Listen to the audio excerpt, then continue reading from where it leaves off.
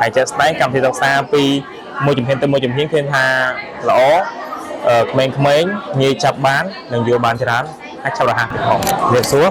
ខ្ញុំឈ្មោះដារ៉តគឺជាអាណាព្យាបាលរបស់អូនឈ្មោះលឹមជីលីងថប់ថ្ងៃក៏កំពុងសិក្សានៅសាលាបញ្ញវន្តខ្មែរទាំងផ្នែកភាសាខ្មែរនិងភាសាអង់គ្លេសដោយសារតែតាមពិតទៅពីដំបូងឡើយខ្ញុំបានព្យាយាមសង្កេតមើលទៅលើកម្មវិធីសិក្សាគួរសមដែរហើយអ្វីដែលខ្ញុំចាប់អារម្មណ៍ជាងគេហ្នឹងគឺឃើញថា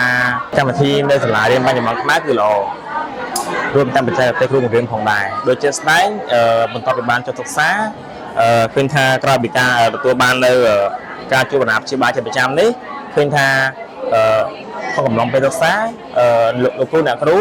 គឺតែងតែព្យាយាមលម្អិតរាល់សកម្មភាពក៏ដូចជាទង្វើរបស់សិស្សនិស្សិតតាំងពីការសិក្សាផ្នែកនិយាយផ្នែកស្ដាប់ផ្នែកប្រកបពាក្យវិន័យរួមទាំងសកម្មភាពផ្សេងៗជាច្រើនដែលគាត់បានធ្វើក្នុងថ្នាក់ហើយគាត់បានលម្អិតថាអូខេគាត់បានប្រកែត្រង់ចំណុចណាល្អត្រង់ណាខ្វះខាតត្រង់ណាគាត់បានដឹងច្បាស់កែតម្លៃច្បាស់ធ្វើឲ្យទាំងខ្ញុំនិងកូនខ្ញុំផ្ទាល់គឺងាយស្រួលក្នុងការផ្ដោតទៅលើចំណឡើងវិញហើយជាក់ស្ដែងកម្មវិធីសិក្សាពីមួយជំហានទៅមួយជំហានឃើញថាល្អ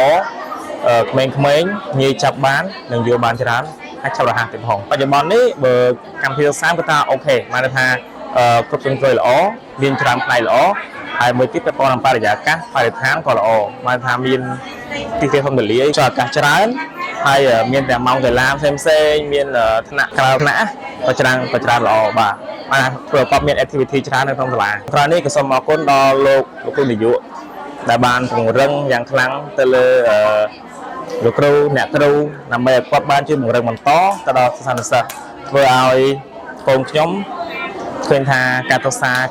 កន្លងមកនេះគឺទទួលបានផលល្អច្រើនគាត់បានយល់ដឹងច្រើនក៏ដូចជាឃើញថាយ៉ាបើនិយាយពីភាសាអង់គ្លេសក៏អាចនិយាយបានច្រើនបាទអរគុណច្រើន